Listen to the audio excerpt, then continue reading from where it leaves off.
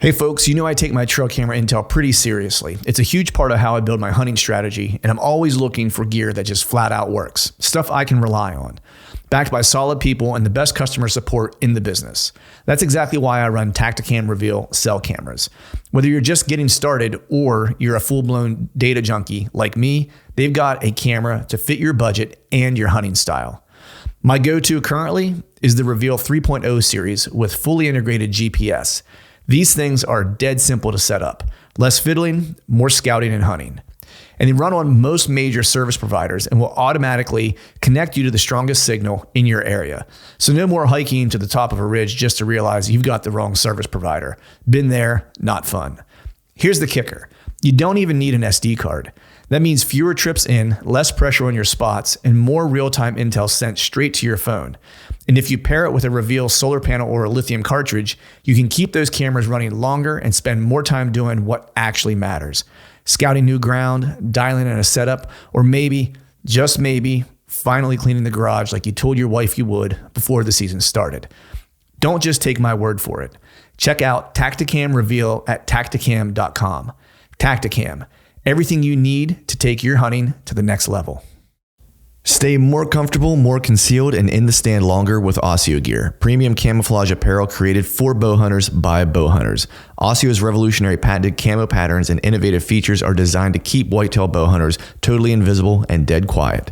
Elevate your game with Oscio. Visit asiogear.com and take 20% off your purchase with code TRUTH20. You know, when it comes to mobile hunting, weight and efficiency matter. And that's why for years I've trusted Tethered, the industry leader in saddle hunting gear.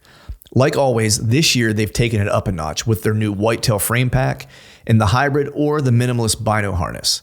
And if you're looking for their most comfortable saddle they've ever built, meet the all-new Carnivore 2P. If you're like me and spend long hours in-season scouting, hiking miles, and pulling those all-day sits, you got to check out Tethered's gear. I spent over 30 days this October and November chasing a particular buck. Long hikes, long sits. And Tethered system kept me dialed in. My kit, the Ultralock saddle, 1-Sticks, Predator CFX platform, and the Fast Pack. If you're serious about staying mobile and staying quiet and hunting smarter, check out everything they've got at tethered.com. Tethered, made for saddle hunters by saddle hunters.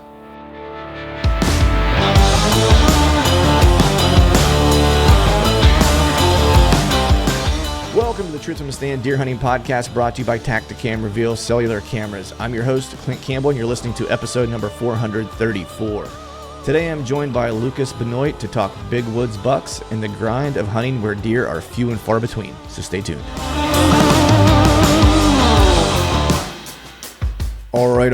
What is up, everyone? Happy Wednesday to you. Hope you're doing well. Hope you are feeling fine on whatever day of April this is.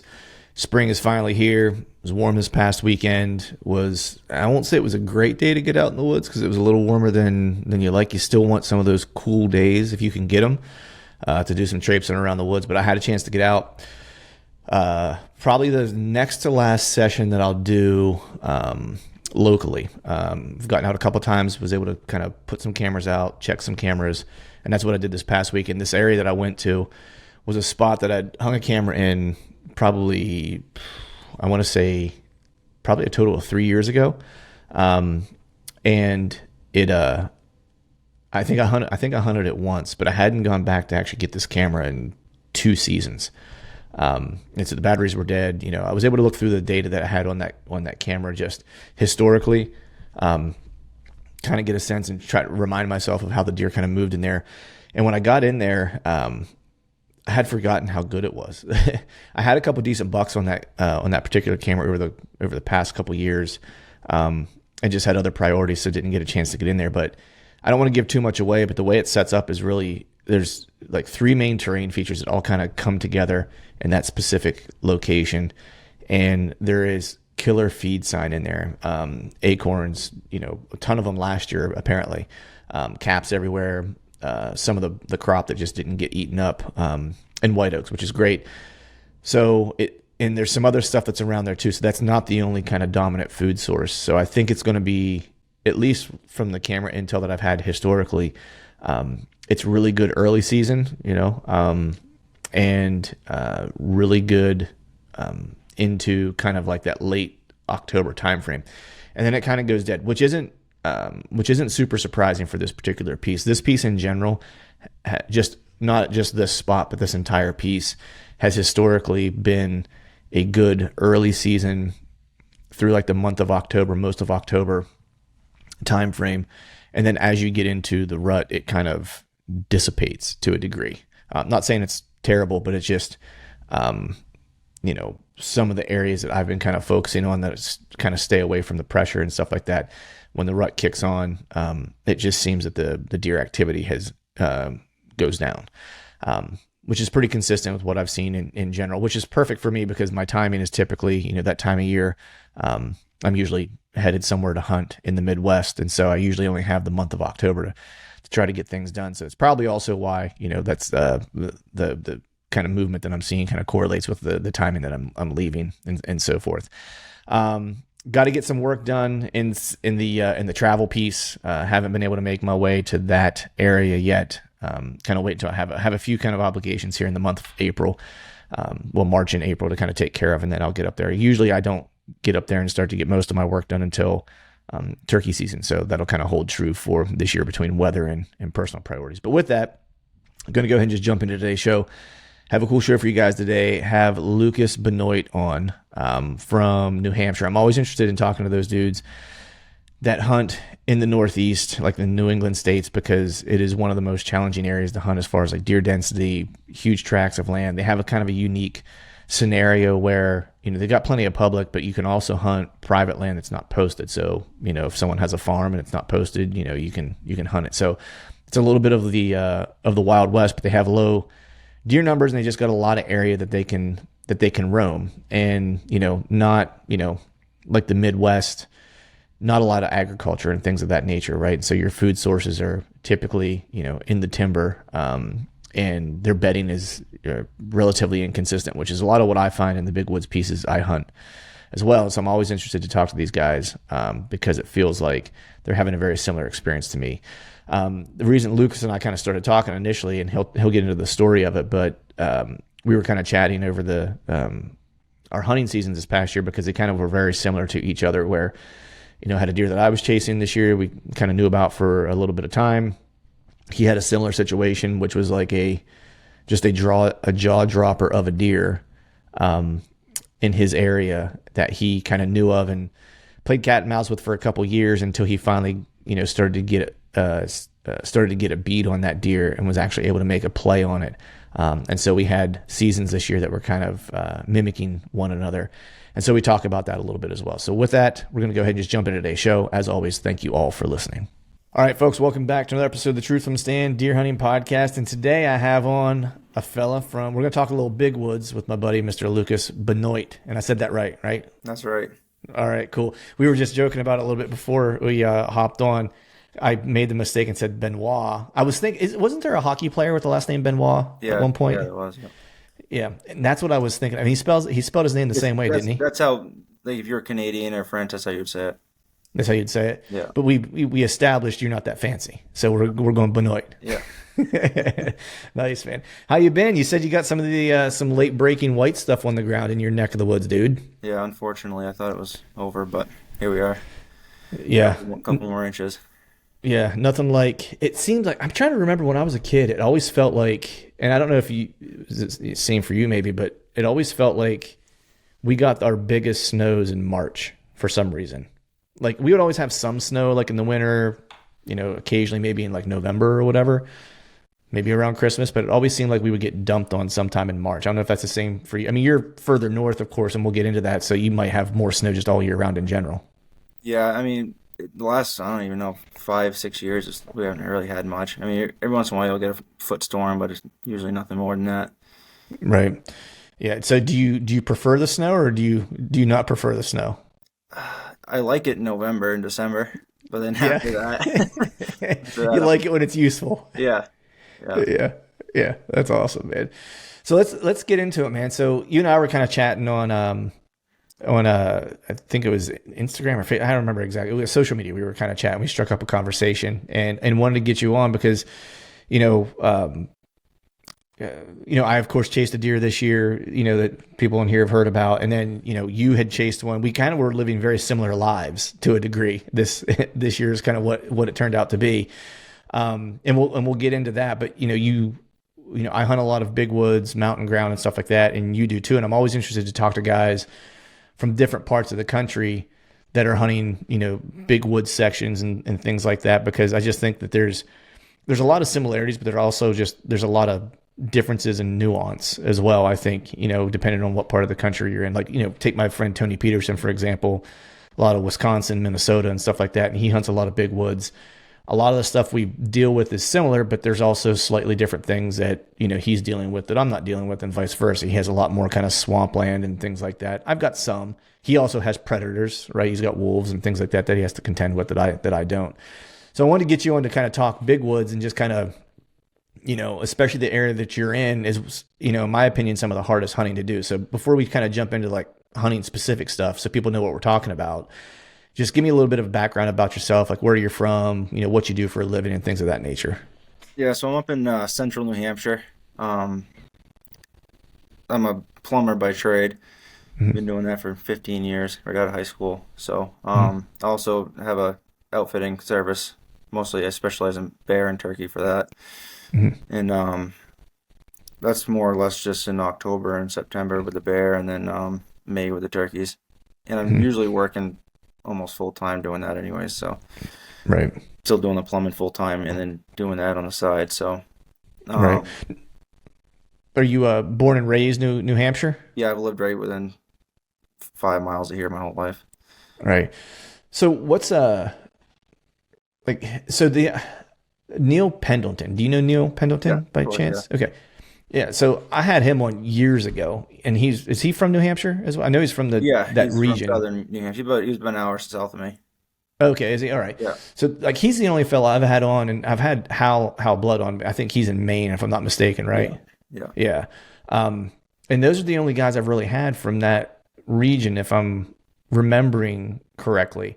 And I'm pretty ignorant to whenever when it comes to like the Northeast, like the New England states and the South, as far as like hunting culture and stuff like that.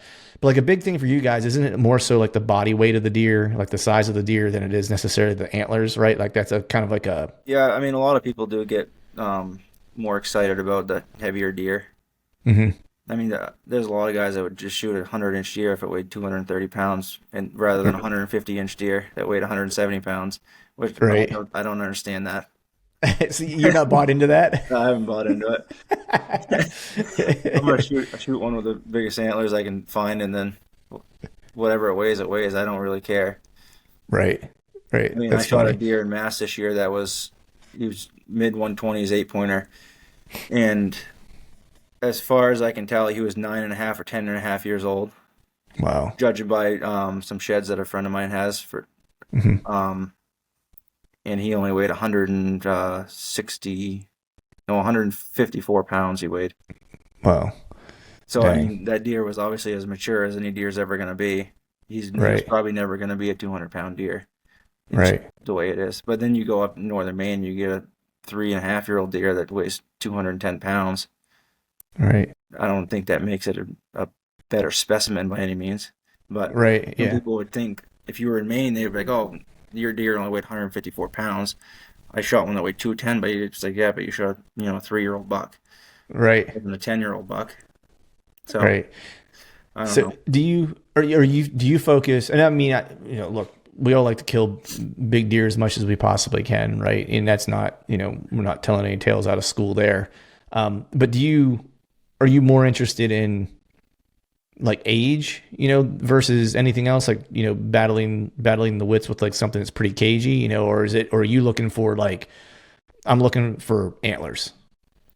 Well, I'll usually go into the season I'll usually have at least one deer that I know of that's, like a really good one, 150, 160s, 170s, like a giant. And I'll go into the season trying to hunt that deer, but I'm opportunistic too. There's guys up here that hunted their whole lives and never shot a 120-inch 8-pointer. Right. So I'm not going to probably pass that up. Right. So I was just going to ask, man, because, like that's a good buck anywhere. And I would think like just, and this is again, just me being honest, that I don't know a whole lot about, getting into New England and hunting those states and just the deer, the caliber of deer. But I would imagine that that's a pretty rare animal to hit that 150 mark in your neck of the woods is not a target rich environment for those types of deer is what I'm guessing, right? no, I mean there's plenty around that are Okay. north of 150, but Mhm. the chances of getting one are pretty slim, honestly. Right. There's nobody that's consistently doing it every year that I know of. Hmm. I Right. mean, there might be a guy that'll shoot a 140 plus buck every 2-3 years maybe, but there's nobody doing it consistently every year. Right. And is that just, again, just my naiveness toward that area?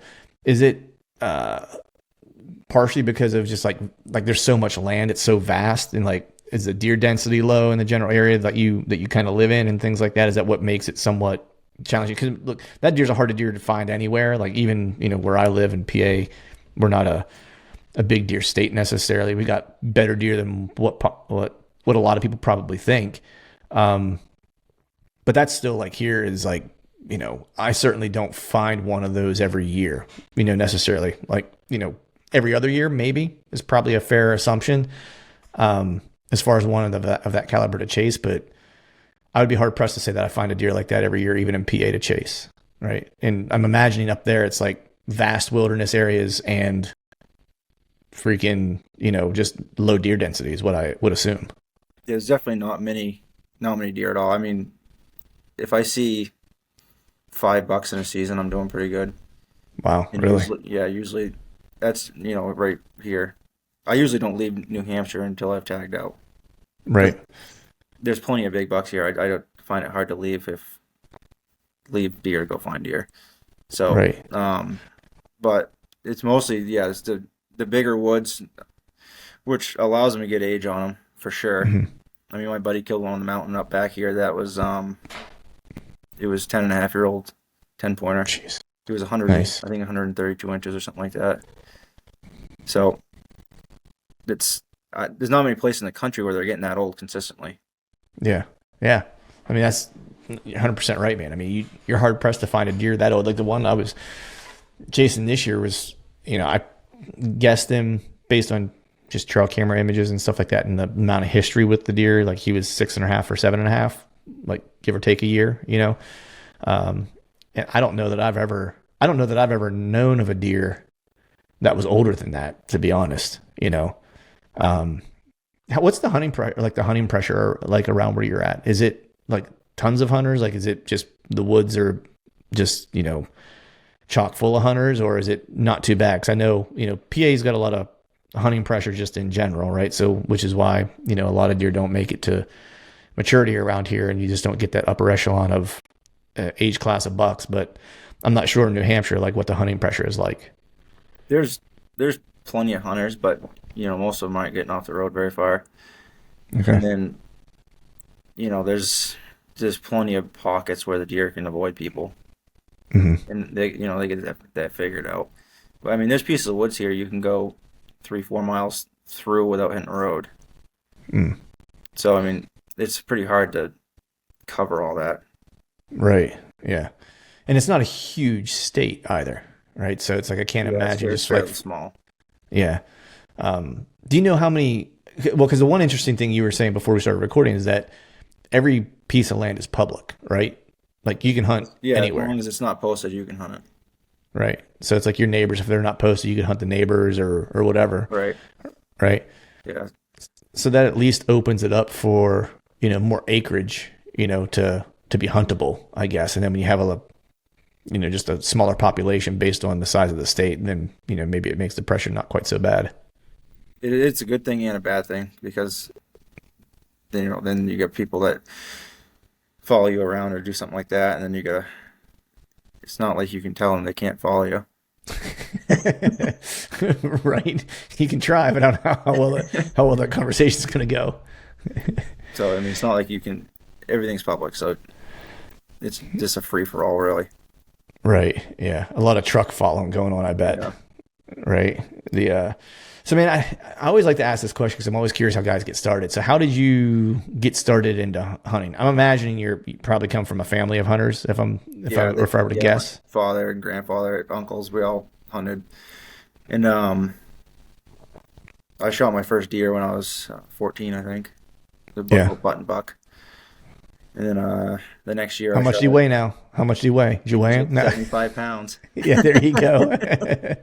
Then I shot a doe, and then I think I shot my first actual rack buck when I was 16 or 17. Mm-hmm.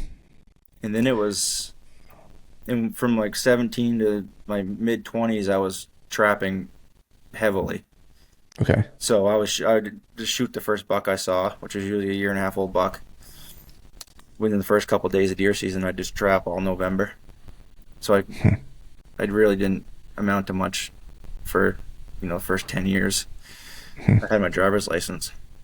Mm-hmm. But then I kind of, the fur prices and all that stuff. So I was like, this is just a waste of my time, and I'm losing so much money, and I just started deer hunting more, and right. I put the trapping on the back burner. No, I'm always curious, man. Like guys that I've met, that there are two groups of guys. I'll say it this way: there's two groups of guys that I've consistently met over, and it's not just these guys, but if I were to say, if someone were to ask me and say, what are the two qualities that you would look for in someone who is a really sharp woodsman and a good deer hunter in general, right? I would say one is someone who has trapped in the past. Like the guys I meet that have a trapping background are always just killers, that I've met. And the other one is guys who run dogs, like understanding a dog and how a dog works and like how they use their nose and just things like that. I think part of it's pretty simple to understand. They just spend a lot more time in the woods, right? So that helps, right? But there's also a part of having to think through how an animal is going to react and use terrain and use their habitat and things like that forces you to kind of try to think like an animal. It's a lot harder to figure out where an animal is going to put its paw than it is to say, I just need him to be within like a 30 or 40 yard area, right? Like it's the so precision. hard. You literally got to make them step on an 1.5-inch circle, which is wild. I mean, they can step anywhere in the world that they want to. Yeah. You got to get them to step on that 1.5-inch circle, and it's tough. Yeah. There was a learning curve with that for sure. Was it? So from all the trapping stuff you did, what are the lessons that you took from that you apply now to whether you're hunting, deer specifically, or if you're hunting, bears or turkeys or whatever the case is? It's mostly just how they use terrain, because if you're putting traps where they're not going through, then you're never going to catch them. Right. I mean, you can put them. You kind of want to set upwind of certain terrain features and stuff like that. Usually you'd be on the north side of, say, a field or a bar gap in a field or a logging road or something like that, because the prevailing wind will be coming out of the north, usually northwest. Mm-hmm. You want to set up on that side, or even on, like, if you're trapping a river for beaver or mink or something like that, you'd want to set on that north side of the river, because the wind will be blowing across the river. You'll be working both banks instead of, if you were sitting on the other side of the river, they would almost have to step right on it to even smell the scent you put out or something like that. Mm-hmm. Interesting.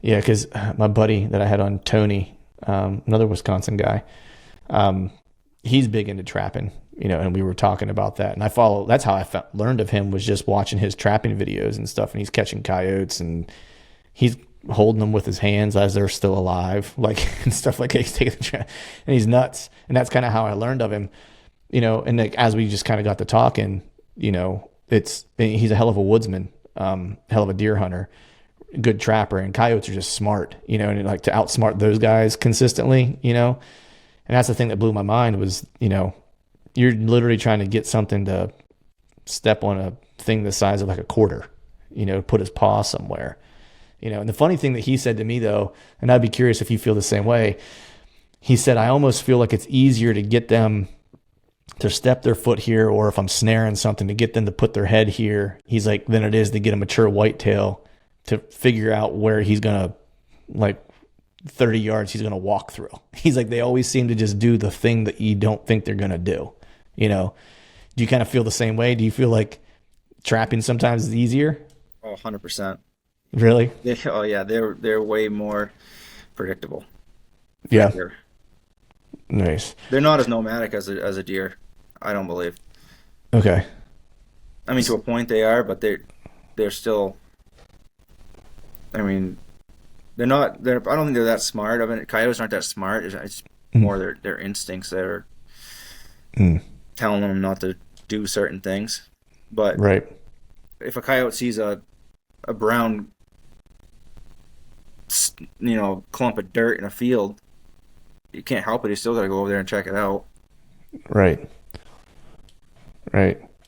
Or a whitetail just is a little bit more wary about For things sure. like that. They're, I mean, they're curious animals, right? But they just seem to always have that sixth sense where when they just know when something doesn't feel right.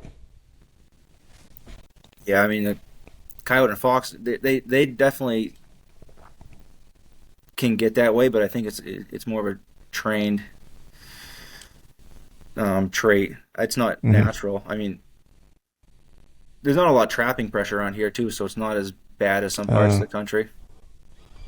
Yeah, that's true. I didn't think of that part of it, right? Where it's like they're not getting educated as often. You're usually, if they're educated, it's because of yourself, because Right. there's not going to be anybody else trapping where you are.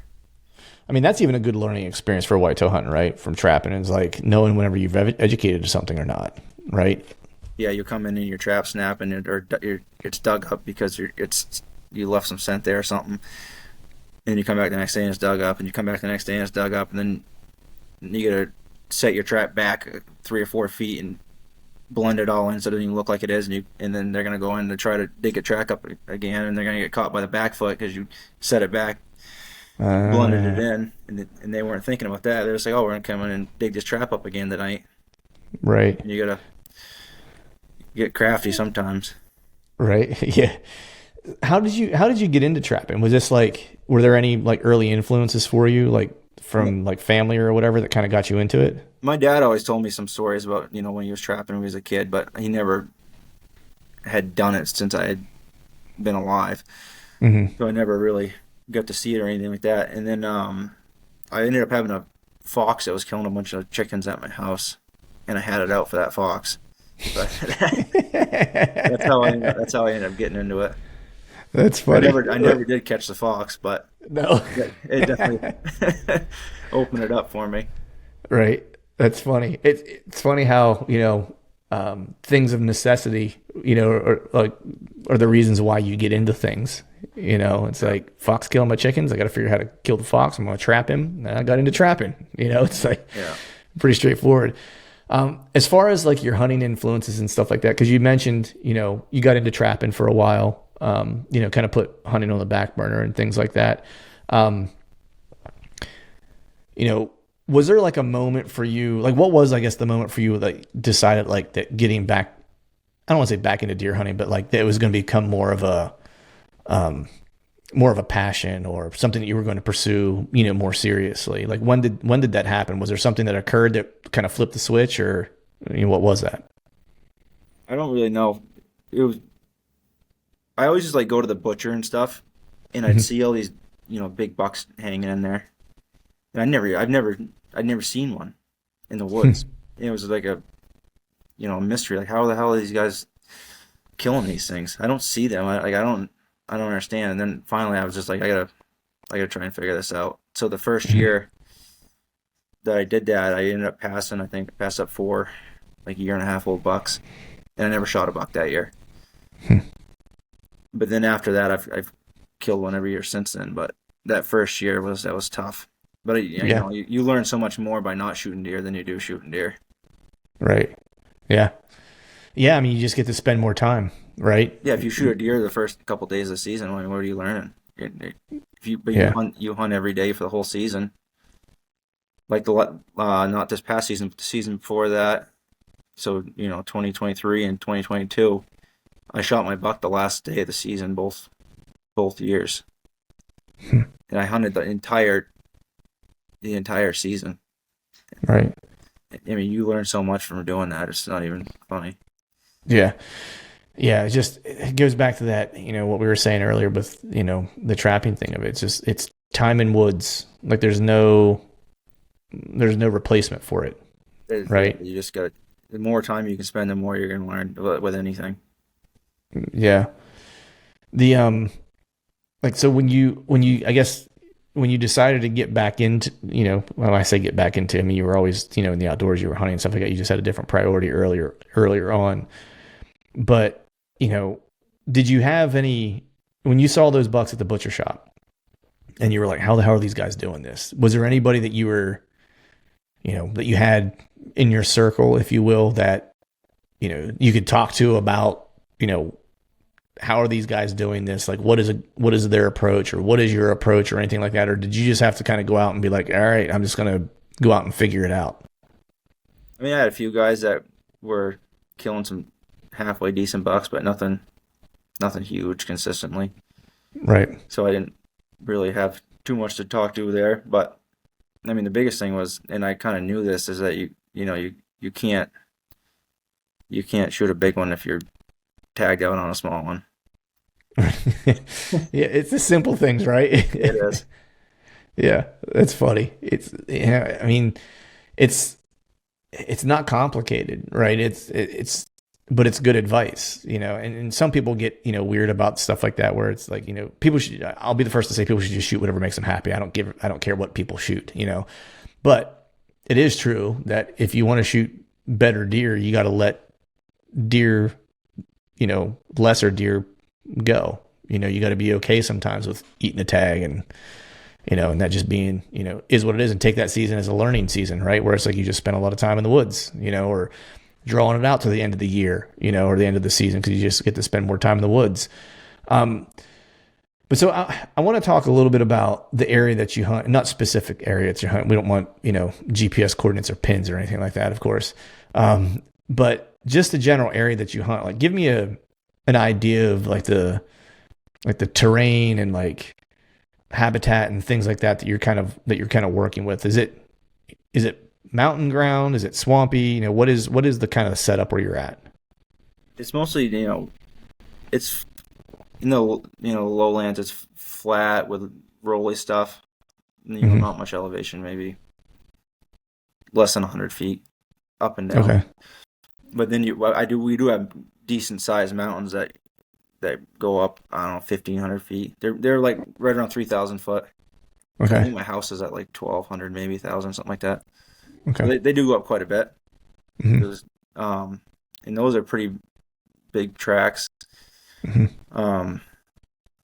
But I do hunt up there quite a bit, but not as much as I hunt down low, just because I don't have time to go up there after work or something like that. Right. Because it's taking me an hour to get up into there. By the time I go, go up there sit for 30 minutes, probably not worth it. Right. So usually I'm hunting down low during the week, and then I'll after work, and then I'll get up high on the weekends. Right. What's the like the food, like consistent kind of, I guess, food opportunities for deer? They're mostly acorns. Okay. We got white oak and red oak. Okay. And then that low area, is it a lot of like, is it kind of swampy, browsy, kind of a mess, or is it kind of still open? It's mixed. Okay. We get cut heavy, pretty heavy around here. So okay. Usually it's selective cuts, but I do got quite a few decent sized clear cuts around here. But it's all it's all hemlock would be your green growth, and then all your different maples, oaks, birch, stuff like that. But it's mostly all mixed woods. It's if you do have a hardwood stand, it's not huge, maybe a couple 100 yards. And then you get back in the mix, or you go up on high. Usually, if you get up high, it's usually get into some fir, spruce, or hemlock up on the tops of the hills. Mm-hmm. In the swamps we have aren't really that big. I mean, you might get a beaver pond or something like that. That's, I don't know, maybe 15, 20 acres maybe, but that's about it. Okay. Usually all the swampy stuff is fairly small. Okay. Do you find more of the pressure high or low? Low for sure. Really? Nobody wants to hike. Yeah. Surprise, right? Oh man, it's funny. Yeah, it's the same here, right? It's like the easier the access, the more. Well, I say that, but I've run into spots, in the past couple of years that were easy access, and it was some of the least pressured stuff that I'd hunted, which was kind of wild.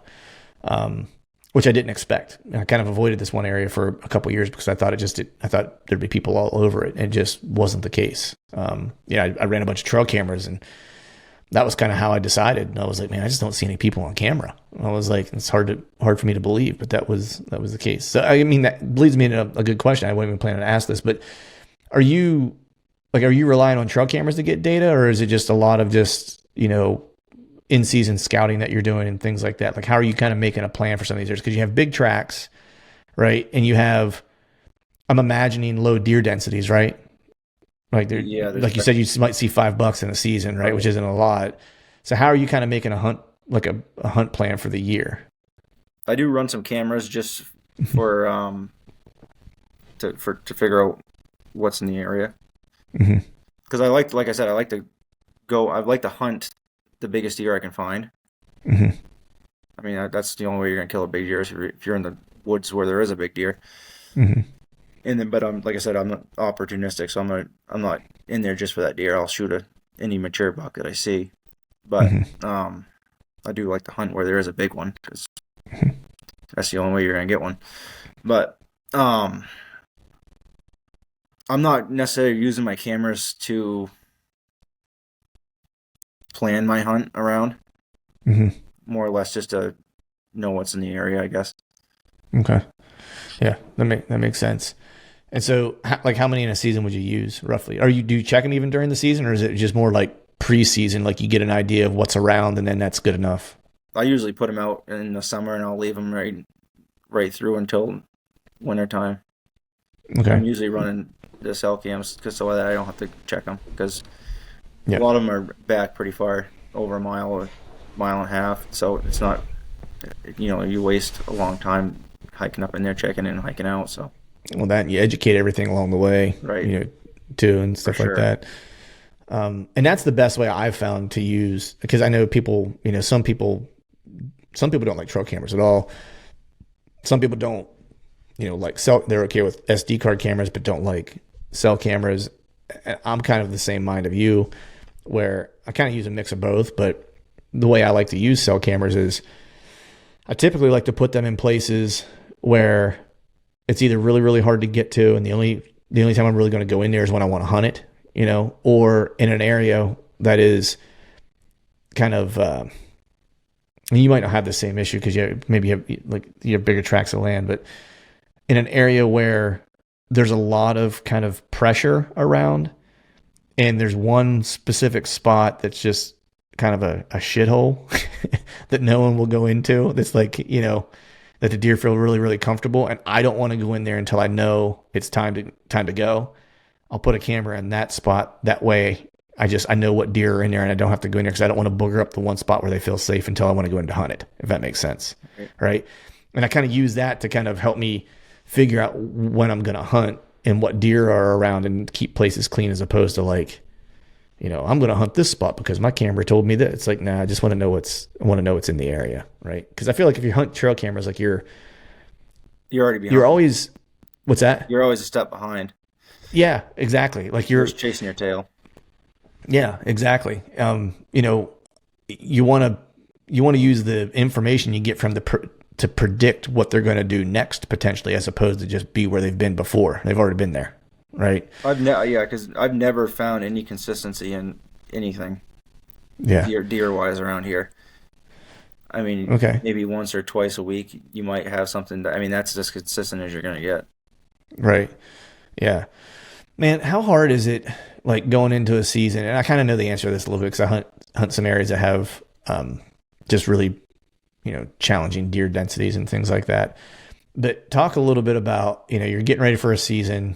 Let's say you have a target deer in mind, but you're going to go into the year and, maybe you get to see $5 that year, You know what I mean? And you're going to do a lot of sits where you don't see any bucks. You know, I'm imagining you do plenty of sits where you just don't even see deer. I mean, right? Usually I don't. Yeah. Yeah. So just talk about the mental part of that, because I think that people don't kind of, you know, think about that often enough, that it's not just the grind of like trying to chase a deer. Like the grind is also like, man, there's some days, you know, where you're like, maybe I don't know what the hell I'm doing because I've gone 3 days and haven't seen shit but a squirrel. You know what I mean? Like that's a real thing in the big woods. Oh, for sure. I mean, I actually hunted Pennsylvania this year for I think 5 days. Mm-hmm. And I saw I shot at 3 good bucks. I mean, 2 in the 130s, 120 buck. And I saw another one that I didn't get a shot at. So that's 4 rack bucks I saw in those 5 days. Plus, I don't know, I was seeing multiple bucks every day. Mm-hmm. And I saw more bucks the first morning than I had do an entire season here. And I'm like, this is wild. Right. But so like a couple years ago, I had a buddy here from Indiana, and another buddy of mine had shot a buck with his bow that night. And I was telling him, oh yeah, my buddy just shot a buck with his bow tonight. He goes, oh yeah. He goes, how many come in on him? I'm like, what do you mean? He's like, well, how many deer came in on him? I was like, the one he shot. He's like, just that one? I was like, yeah, it's probably the only one in the whole piece of woods. Right. Yeah, but there's a lot of truth to that, man. That's for sure.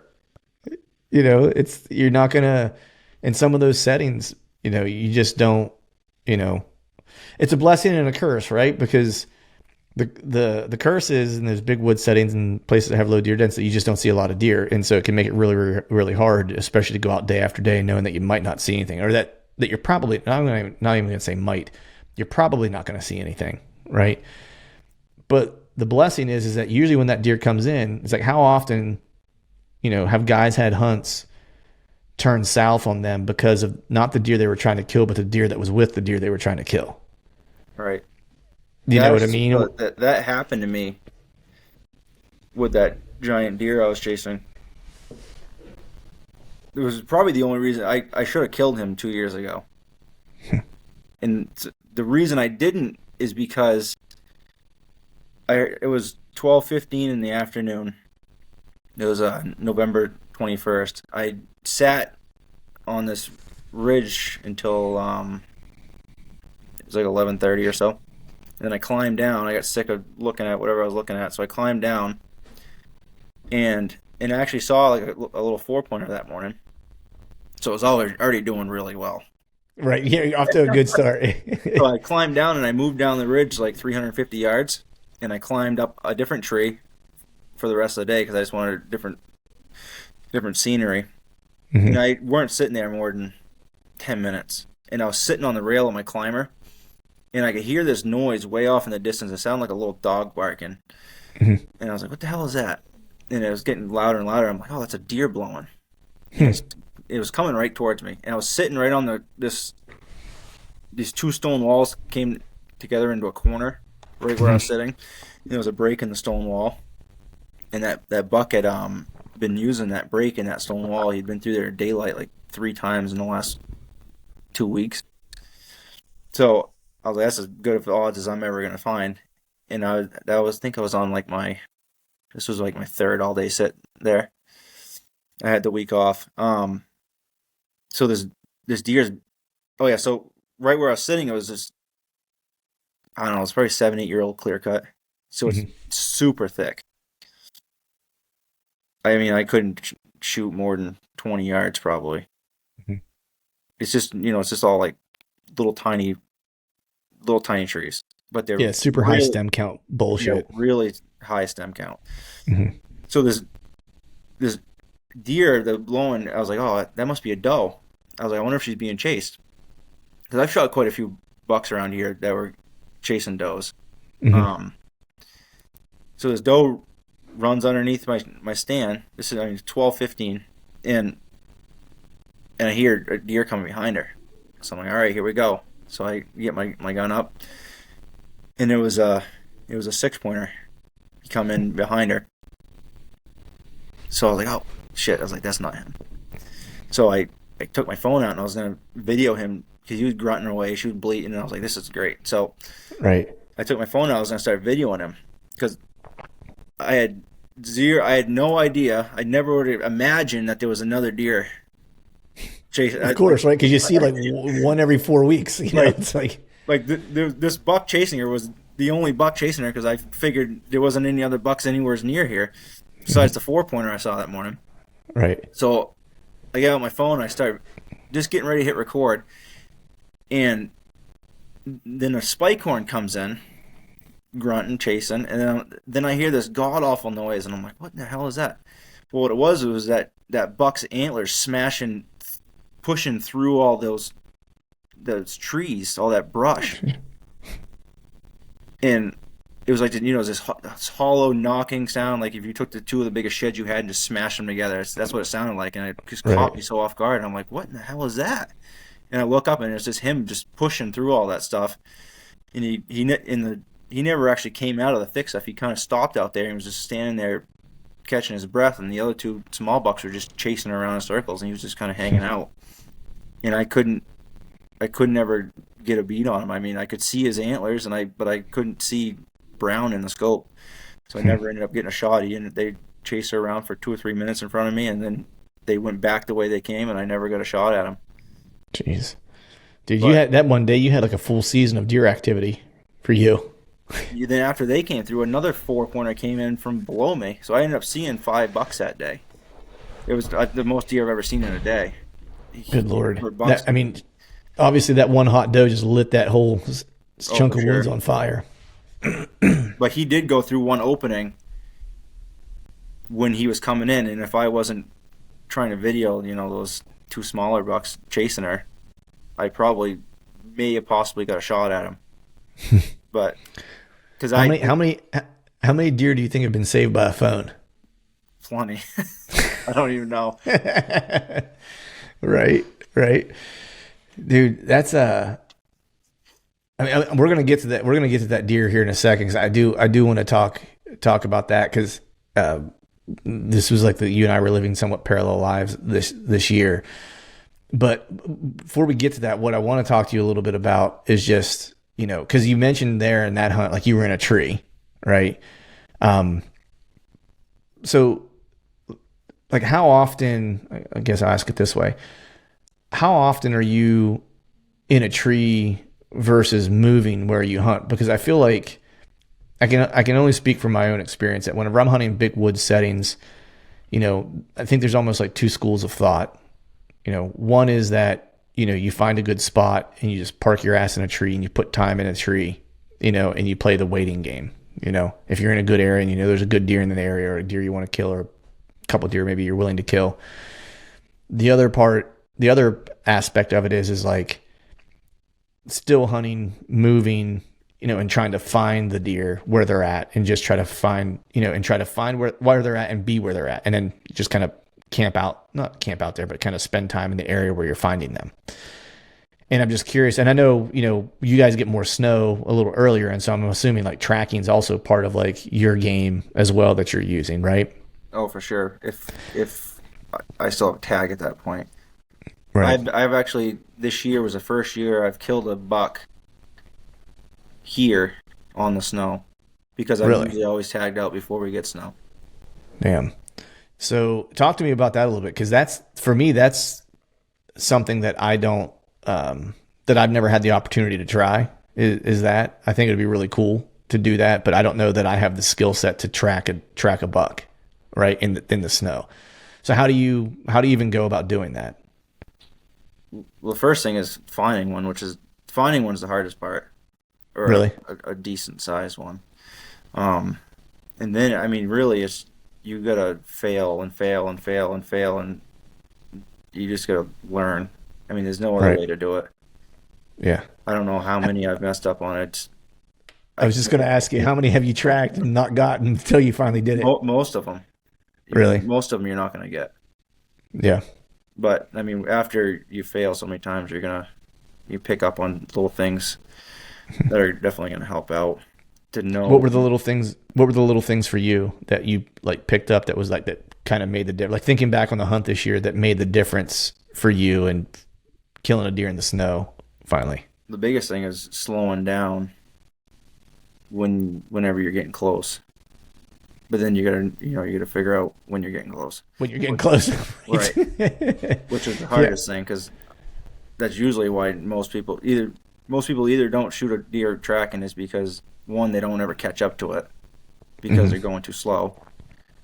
I mean, sometimes, or 50% of the time, there's no chance of catching up to it anyways, because they're just covering so much ground, they're not even stopping. I mean, I've tracked, I can't even count how many deer in Maine where you'll get on the track first thing in the morning, you'll track the thing right till dark, and it'll never stop to bed or feed or won't make a scrape. It's just covering ground the whole time. You'll cover 10, 12 miles, and that deer won't. It's just still going. I mean, you never even catch up to the deer. You can't kill that deer. right? I mean, that's the biggest thing, is first you got to get on a deer that is bedding and feeding and doing deer things so that you can catch up to it. Is there a certain amount of time or distance that you know? I don't want to say that there's a rule, but like, for example, I pick up a track in the morning, first thing, right? And let's say, I go, I'm going to track this deer for 2 miles. And if this deer does not stop to eat, lay down or do a deer thing within the first 2 miles, like, I'm abandoning, because at this point, this deer's just going to I'm assuming he's going to keep moving. Do you have like some type of guardrail that you use for that, so you're not just chasing a ghost for 12 miles? I don't, though, because I'll always just play it out to the end, because you just never know what's going to happen. Right. I've been surprised a lot. Like, you'll be going along, and all of a sudden there it is. No sign that you're going to catch up to it. I mean, I shot one a few years ago that there was like 3 inches of snow in the track, and I can't even tell how old it was, and I come up to that deer in his bed within a mile. But then again, I could have followed that thing all day, and then I could have caught up to it at 3 o'clock. Right. You just never know. Yeah. I was listening to Hal Blood say something. I think it was last week. I was like, watched a video of his or something like that, and he'd mentioned something about kind of what you're talking about, where, the hard part is, you like not knowing how far ahead that deer is of you, right? He's, because he said a lot of times you might pick up a good track. He's like, and that, that might have been made at whatever time in the morning, and that deer might have a 4 mile head start on you, or it might be 5 miles away or whatever. And so he was saying, a lot of times, at first he's just hauling rear end, like cracking brush, doesn't care, breaking sticks. Like, he's just trying to cover ground to try to cut the distance on the deer to a degree, which makes sense to me. But then gets to the point, what you were saying, which is like, how do you know when to slow down? It's like, is there something in the track that they wobble a little bit? Like they start their gait changes or anything like that when they start to slow down? Is there anything that you can tell from that kind of gives you a clue that maybe you're getting close to them doing a deer thing? Yeah, I mean, sometimes they'll feed. If they go a long time and they start feeding a little bit, 75% of the time they could be within 150 yards of there where they fed. They love to lay down right after they feed, or sometimes they'll rub a couple trees and right before they bed. A lot of times they do take hard turns in a different direction. Say they're going straight for 2 miles and they take a hard right hand turn. I mean, there's a pretty good chance that they could be laid up there within a couple 100 yards. The one okay. I shot one in Maine this year. I picked up his track right after daylight, and I was walking a logging road, and he fed. He was digging up a bunch of ferns in logging road, and then he went probably 3/4 of a mile after that.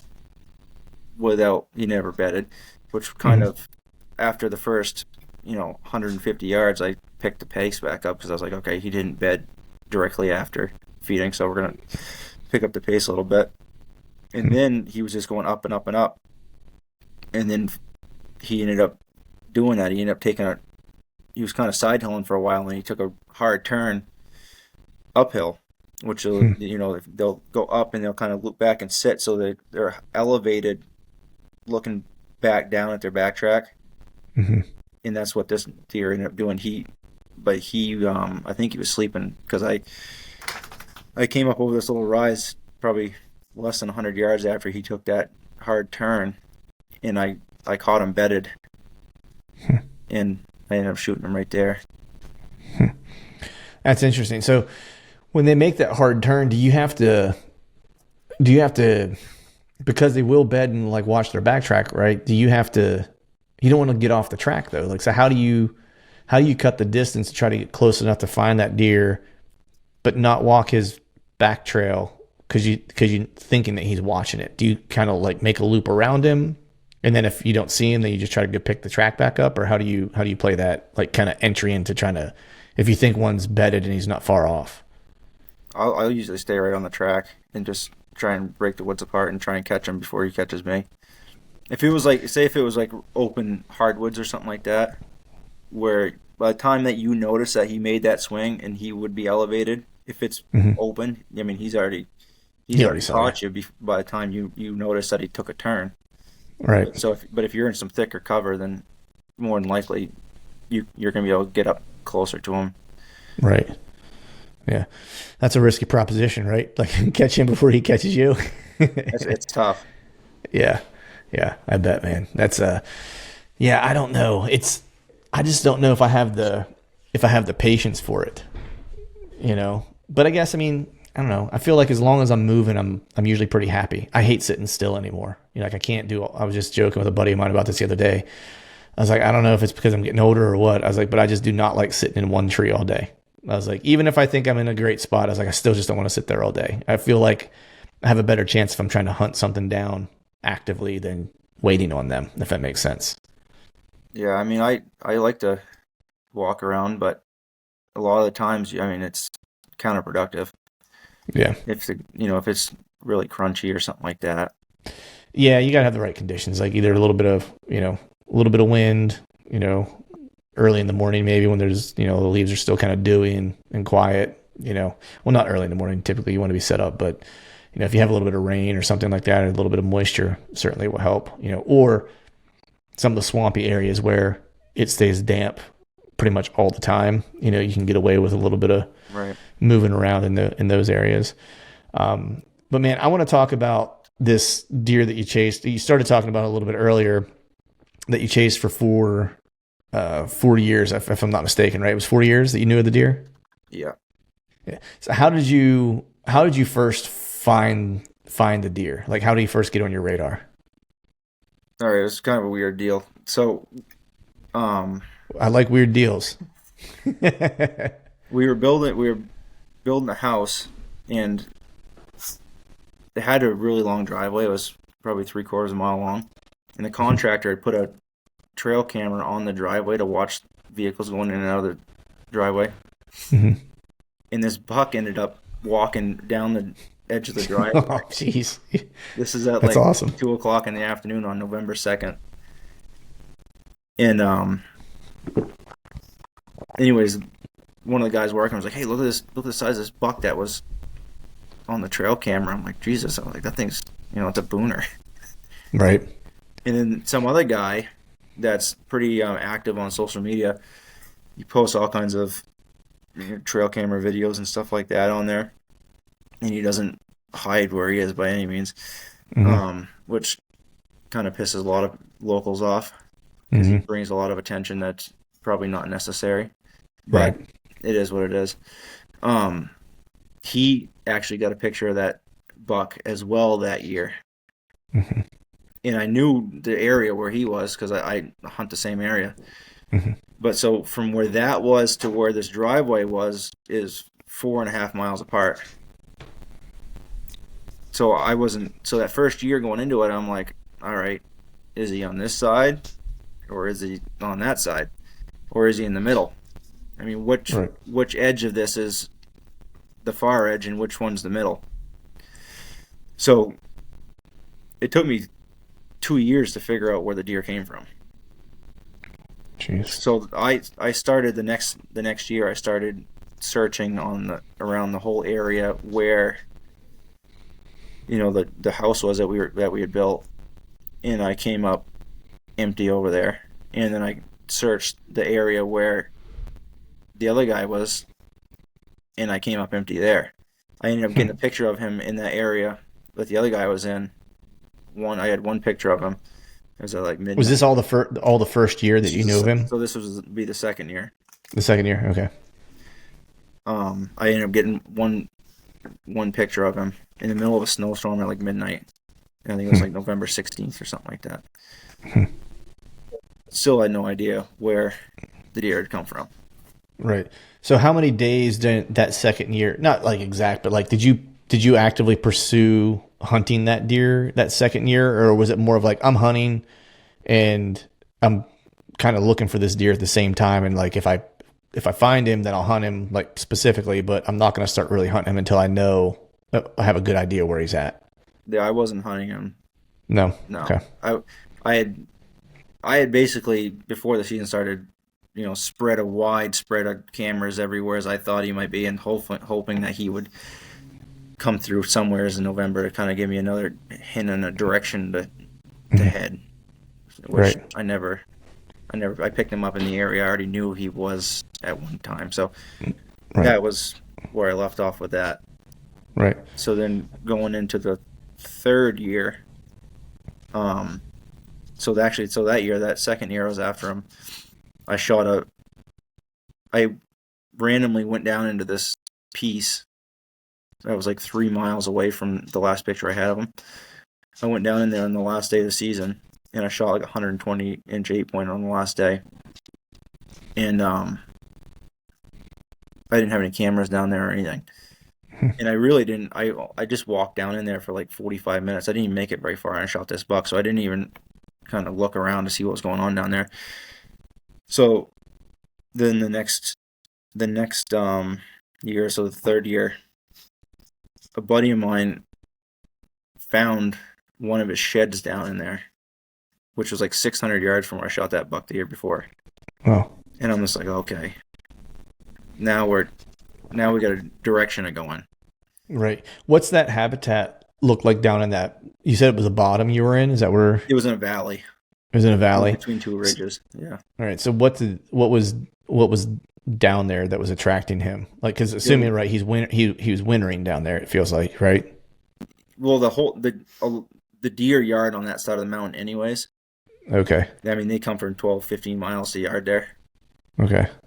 So that was kind of, I was like, I don't know if he was just wintering there, because it was a puzzle piece, but it wasn't like the aha moment, right? Because it's like, yeah, that's tough, right? It's like, because at least around here, Pennsylvania or even going to the Midwest, right?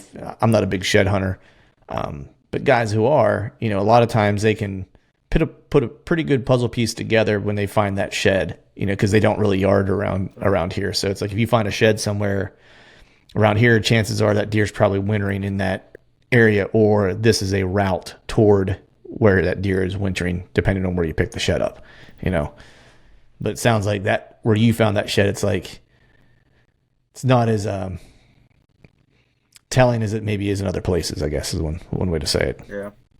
So I ended up putting I think 3 or 4 cameras down in that valley that next summer, and then there was nothing. Plus, I was kind of putting some other feelers out in some other areas, trying to hope to pick them up. And then I think it was on like October 25th or something like that. It was right at dark. It was within 3 or 4 minutes of legal shooting light. And I get a picture on my phone. It was pouring rain outside, and it was just the deer's nose and beam in front of the camera. And I was like, there he is. And it's it's the end of October, so I'm like, that's the earliest I've ever seen a picture of him. Right. So then I kind of went all in on that area for that year, and I ended up I had him daylight probably 10, 12 times that November. Right. Dang. Was that the year you saw him? Yeah, that's the year I saw him. Okay.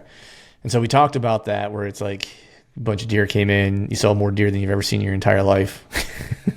That one day, he was part of the crew, but no shot. So then you go into this year, which is like year 4 of chasing this deer, right? Yeah.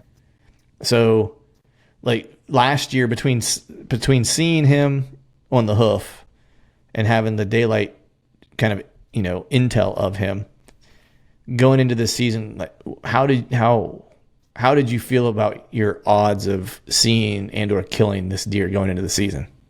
Did you think he was super killable? I did, for sure.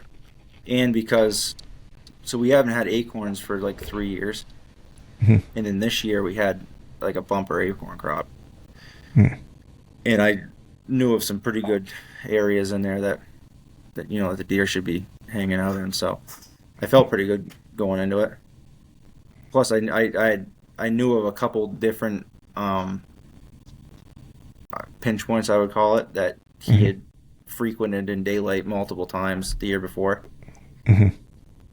So I'd planned on taking a week off and doing some all day sits and hoping I could get him coming through somewhere.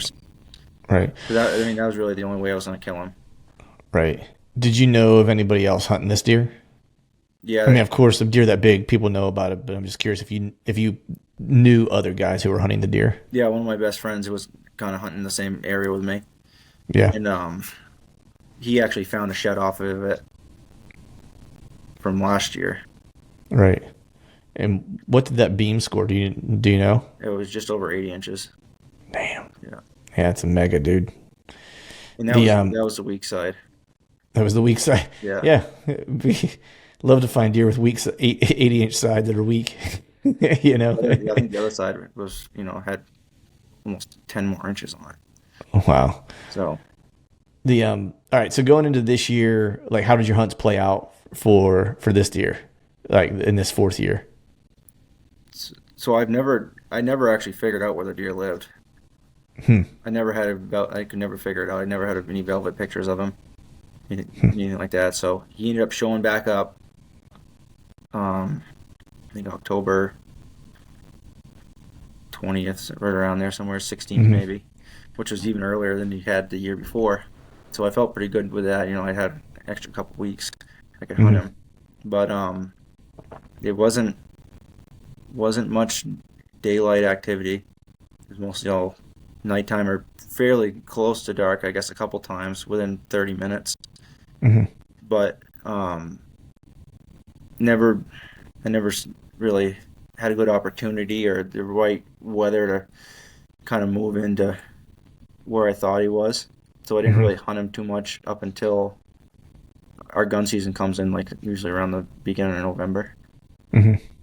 So I started hunting him pretty heavy the first weekend I went in there, and I never came up with anything. I covered quite a bit of ground trying to find some fresh sign to kind of point me in a direction what area of the piece he was in, but he didn't really leave any sign. That's wild. Like that's so on par with what I've experienced just over the years with like bigger deer. How old do you think this deer was? I personally think he was like 9 or 10. Really? Yeah. Damn. I mean, Yeah. 4 years ago he was a booner, so he had to been at least 5.5, 6.5 then. Right. Because I find that where, the older deer, especially these big woods pieces too, I think, and I don't know, I always have this idea that part of it is because they cover so much ground and there's so much ground that they don't often cross paths with other deer that they're going to compete with necessarily, and so they just don't lay down as much sign. There was definitely there was a big, like, I don't know, like 115, 120-ish 6-pointer in there. And then on the, I'd say north side of where he was living, there was like a, mid 120s 8-pointer in there. But other than that, I mean, that's all there was for mature bucks. Right. And those aren't competition for him. No, he's not going to lay down a big rub or anything like that to to try to scare anybody off or whatever. Like the camera locations that you had for him, were they all pinch points, or like were there any good scrapes in the area, or what kind of sign were you kind of using to kind of base like your hunt like strategy around? So the year before, I actually had him on a couple scrapes, and then I actually didn't get him on any of those scrapes this year, which is, it's odd. Yeah. In that whole ridge where those scrapes were, where I was getting them the year before, it's all oak, but he never went in there, or if he did, he never hit those scrapes. Actually, I never had him on any of those pinch points on that ridge either, which is the ridge I saw him on the year before. So he never even went up there, as far as I can tell, this year. But I did have him probably 3/4 of a mile away in the bottom on a scrape in daylight. I was actually in Pennsylvania when you came in at like right. 45 minutes before dark, hitting the scrape. Right. But I wouldn't have been there anyways. But it's still, he was still right. It's like go figure, right? Like he's getting active like once like when you leave. So. But that was the only scrape I had him on this year. Was that one scrape? Everything else was like breaks and stone walls, or brook crossings or stuff like that, where they're right down. Yeah. Did your buddy see him at all? No. Damn. So like the end of the story is a sad end of the story, right? So it's like you didn't see him this year, and then what ended up happening with this deer? So I had to plan on taking the whole week of Thanksgiving off. So it was the Friday before, so it had been, Saturday till the next Sunday. So that Friday before the week of Thanksgiving, some guy ended up shooting him on his lawn. I guess he just looked out the window and saw him out there, and went out there with his rifle and shot him at like 200 yards. So, jeez, that's the way it goes, I guess. He never even knew the deer existed. Yeah, and that guy score him? Yeah, he ended up grossing like 197. 197 inches in New Hampshire. Yeah. Do you know what's the biggest deer ever killed in New Hampshire? That's got to be up there. Yeah, there's been deer over 200 inches killed. Has there? Yeah. I'm sorry, go ahead. There's usually a deer that's over 180, 190 every year. Really? Yeah. Damn. But there's not a lot of those. I mean, one of my good buddies killed one. The other mountain that's over here, he killed one that grossed 181. That was 5 or 6 years ago now. It was a clean. Damn. It was a 10 with split twos. Nice. So chasing this deer around, what like I don't know. At least for me, this past year was didn't end the way I personally wanted it to. But it was one of those years where, even though I didn't get the deer that I was after, I learned a ton just by kind of chasing him around the woods for a full season, and trying to pick up his sign and stuff like that. So I'm curious for you. Like I learned a ton of stuff this year chasing that deer around. I'm just curious for you. Was there anything like when you think back on it, or a lesson that you learned like from chasing this particular deer? It definitely gave me a lot of patience. I know that. Nice. But it's not like I wasn't seeing any other mature bucks though, because I never left the area where he was for 2 years. Mm-hmm. So I missed out on a lot of opportunity. Mm-hmm. But I mean, that's kind of what you're gonna have to deal with if you're chasing something like that. Yeah. I mean, I was committed all or nothing on him. So in both those years, I shot a buck the last day of the season. Just I wasn't gonna go without, but right. I figured if I made it to the last day, I could just go shoot something. But right.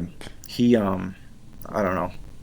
It's just crazy the amount of area that they can cover. Yeah. Because after he died, I had so many people come up to me and like, oh yeah, I was hunting that. You see that giant buck that got killed? And, I was hunting him, or my buddy was hunting him, or this or that, or I know a guy that was hunting him. I'm like, well, you think you were, but you weren't. You weren't right.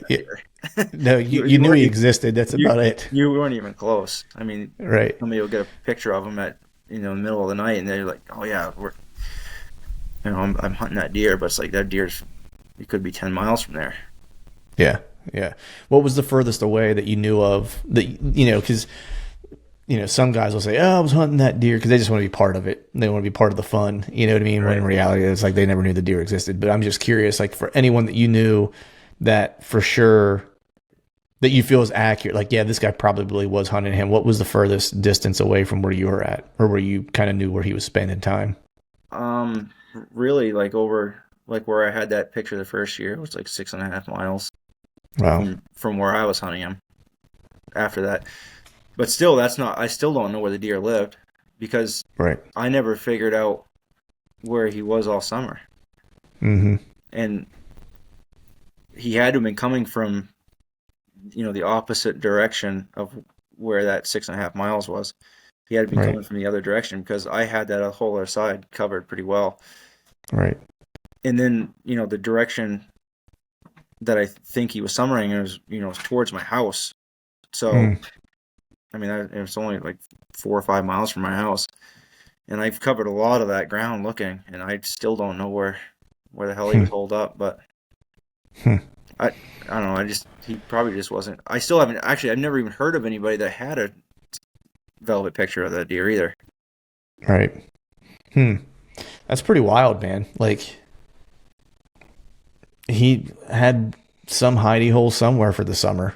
You know what I mean? Like, I mean, maybe he transitioned from really far away whenever he, peeled velvet. Maybe like he was living 8 miles away. Who knows? Like it's just odd that no one would have any kind of like knowledge of that deer in the summer at all. Right? It's wild. I Like you don't. would think a deer that big, like people would talk about it. Like Oh, for someone would sure. have been like, Yeah. they'd be like, yeah, I had velvet pictures of this deer all the way over here. But that's kind of crazy. Even, after he was killed, all the pictures start coming out of the woodwork, and they're all November, late October Hmm. pictures. So nobody produced a velvet picture. And I mean, if somebody would have found that deer in September where he was living, September, early October, they had a really good chance of killing that deer. Right. But Hmm. that might be why he got so old. I don't know. Yeah, I mean, he obviously was able to avoid people for a long period of time. So I'm curious. I didn't ask you this earlier, and I meant to, but like your hunting approach, like do you typically like try to hunt, bedding areas, or try to be where they're going to be bedding primarily, or are you more of a hunting kind of travel corridors, or whatever the case is? Like, what is your kind of approach? Because you were saying like you didn't know where this deer was living, and my one buddy always says, and it's accurate. He's like, if I know where a deer lays his head, I can kill him. Right. That's kind of his motto, and like, and he often won't hunt a deer unless he has a pretty good idea where that deer's bedding. I've never, found any consistency at all to where they bed around here. Yeah. I mean, there was I had a buck right local here that he was crossing the main road multiple times a day, and he'd be on one side one day, and he could be on the other side for 2 days, and he'd be back down there for a week, and then he might come back up on this side for a day, and I mean, he could have been anywheres. Mm-hmm. What when you're finding your setups, is there particular types of sign that you like to kind of have? Like for example, like my one buddy Greg is all about some rubs. Like he loves the hunt a rub line. Like that's his preferred, sign that he likes to have. That makes him feel really good about a setup. Me, I hunt a lot of kind of areas that are built around scrapes. I may not hunt right on top of the scrape, but like the scrape is a really important piece of my kind of approach to hunting that particular area, right? Is there anything you have to have like in an area for a setup to go like, yeah, I'm going to hunt this spot's like a really good spot, and I'm going to hunt, this area because of XYZ is here, or this sign I found is here. Usually, it's either I'm going in on historical information, Mm-hmm. and then I'll just sit it once, and it's going to be a bust or nothing, Mm-hmm. or I'm setting up on the freshest sign I can possibly find. Mm-hmm. I just cover a lot of ground, and it really sucks because like during the week, during November, it's hard to get out after work because you only have like 45 minutes or whatever it is. Yeah. So so if you hunt Saturday, Sunday, come Sunday, you're pretty well dialed on what's going on, Mm-hmm. and then you go to work for 5 Go to work days. on Monday. Yeah, and then you go back out on Saturday and everything's cold. They moved and everything's completely different. So then you're starting back over from scratch. I mean, it's just Yeah. super tough. So I like to cover a lot of ground and try and find some hot signs. Find a bunch of scrapes in a 100-yard spot that are all wide open. I mean, obviously there's something right there pretty fresh. Mm-hmm. Or there's a doe in the area or something like that. That's hot. That's got some bucks in there, worked up or something. But that's really the only way I can consistently get on anything is if I just find some super fresh sign. It's kind of really the same approach I took when I went down to PA this year. I get down there like 9 o'clock on a Sunday, and I hiked up into the mountains. Where I was hunting was all ag on bottom, and it went up from the ag to timber in the mountains. And it was all public in the mountains, and down bottom where the ag is all private. So, and they were basically, this is, last week, October, into, I think it was like November 2nd this year that it was on. I left, but they were consistently, they'd come down at night and then go back up high to bed during the day. But it's not like that around here because we don't have any ag. Mm-hmm. I mean, all the feeds up high with the acorns and stuff like that. So everything's just up there. They don't really. There's no consistency to it. They'll just live their life, and there's usually acorns there, and then they're like, oh, let's go over here. There's more acorns over here, and they'll eat and sleep, and they'll keep wandering around. I mean, they don't have to be in any certain place at any certain time because everything is good anywhere they go. Available. Yeah. That's kind of what I have where I hunt too. It's the same thing where there's no ag around, the area that I hunt. And you're the same kind of thing where it's a little different where there's not a lot of acorns, where I'm hunting specifically. Like the one area of the one kind of mountain has a bunch. I don't hunt there. The mountain that I hunt has like nothing for. I've looked and looked. I've yet to find an oak tree in this area. Like, because I was like, man, if I can just find an oak tree, doesn't even matter if it's a red oak or a white oak. It doesn't matter. Just find an oak tree. I was like, and it's producing acorns like any given year. I was like, I will be in the money because it'll literally be the only one I've ever found on this whole piece. And when I say this whole piece, it's not, I'm talking about a chunk of it, a section of it. But when they do find these little pockets, like where there is like good browse and food and stuff like that, it's the same thing where it's like they'll be in that spot, but they might travel to like another spot like that, but it could be 3 miles away and they just wander. And like, I've been walking through the middle of completely open timber before, like wide open, where it's like, you would never in a million years think there was going to be a deer bed somewhere in there. And like, boom, oh, here's where a deer was laying, like in the middle of the wide open, right? So they just lay down anywhere in that general area. You know what I mean? There's no reason for them to be laying out in the open like that, but then again, they can see forever, and they're going to see anything that's coming anywhere close to them. Yep. Yeah. So it just makes it increasingly hard to kind of get a bead on them. And so this year was one of those years, like you were talking about, where, historically, I'm same what you were talking about, where it's like spend time in the woods on Saturday and Sunday and feel like you really know what's going on, have to go to work Monday, don't get back out till Saturday again, and it's like everything's cold and like what you learned the week before is worthless. This year was a little different where I was able to, because I work remotely, I worked out of my truck and my trailer a lot, and I was able to hunt pretty much every day, like in the morning and in the evening. And so that made the biggest difference because I could actually stay on things that I learned the day before. I could use it the next day, it's like, and I felt like I was actually really hunting, like, because I feel like a lot of times when I'm just counting on the weekends and stuff like that, I feel like so much of my time is just trying to figure out what's going on that by the time I figure out what's going on, it's like back to work. It's so tough. Yeah.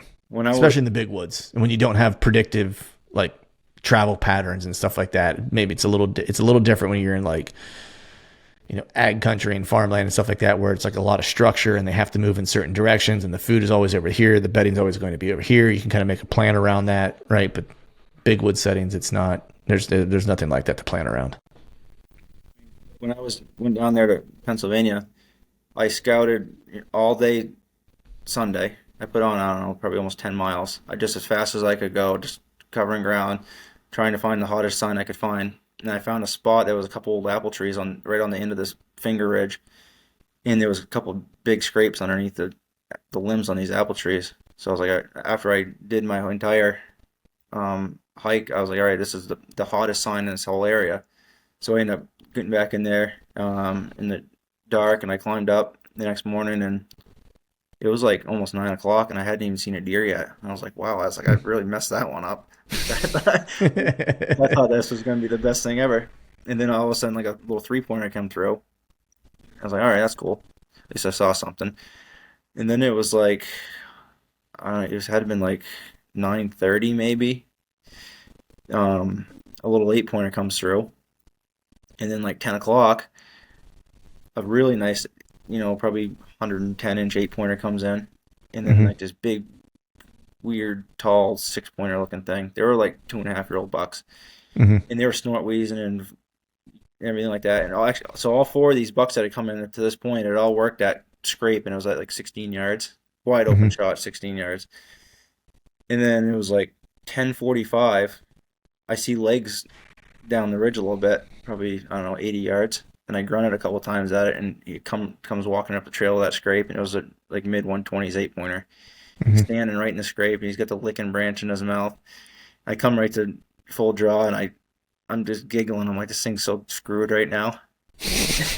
And I shot, and my arrow hit like 4 feet in front of him. And he's just standing there looking, and I'm like, what in the hell just happened? What it was is my expandable that it opened in flight, and that arrow just, oh yeah, it was bad. Just petered out. Yeah, and I was like, well, that sucks, and he went off. So I ended up leaving there, and I went to another piece of state land. Same thing, I just started covering. This is at like 1 o'clock in the afternoon. I just start covering as much ground as possible, and I come across this muddy trail, but all the mud was like on top of the leaves. I was like, well, that's kind of odd. Like it was like they were dragging the mud with them. Like they weren't pushing through the leaves making mud. They were bringing the mud with them. So I followed the trail backwards from where they were coming from, and there was this little tiny water hole. It was probably, I don't know, 10, 15 feet around. And I was like, well, it looked like a pig pen. It was just trashed. There was just all these muddy trails coming right to this point, and I'm like, well, I was like, obviously there's no water anywhere within miles of here, so this is like it. There was like 10 gallons of water in this thing. And it looked like there was 50 deer drinking out of this thing. So I was like, all right, this is a good. So I climb up, I think it was like 18 yards. I found this double popple tree that was dead, and I climbed up right by the crotch, and I was like, oh, this is going to have to work. And it was about an hour before dark, and 3 does come in, and I shot the bigger one because I was trying to get out of my little thing I was in from the morning, missing that buck. I was like, I gotta make sure I can still do this. So I shoot the doe, and she runs like 15 yards and falls over dead. I'm like, all right, this is good. Right. It's not me anyway. So, and then it was like right before dark, there's just deer start coming from every direction. And I don't even know how many, there had been 10 or 12 of them. But this like 130 class 10-pointer comes in, and he's sitting there just, I can hear him slurping water. And it was right at last light, and I probably shouldn't have shot, but I had to try it. But I couldn't really see my pin that good, and I ended up just skimming the top of his back. And he takes off, and I actually know there wasn't any blood or nothing on my arrow. There was actually one piece of hair in the blade. And a buddy of mine the next week ended up killing that buck there, and he had that little skim mark across the top of his Did he really? Oh my God. That was that one. But that, like I said, that was the best sign in that whole piece of woods. Right. I just covered that area as much as I could, and that was where it was happening. And I think I saw 12 deer that night, and there was one mature buck that came in. Right.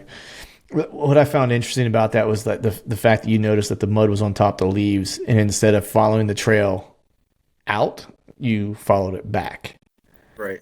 Right. To find out where the mud was the key piece of it. Right. Like what's crazy is like how often people will overlook that type of stuff. What it was is they were going from the bed, from wherever they were bedding to the water, drinking, and then they were going from there to the ag. To the ag. Right. Yeah. So I knew that that's another reason I sat there, because I'm like, this is an afternoon spot. This isn't a morning spot.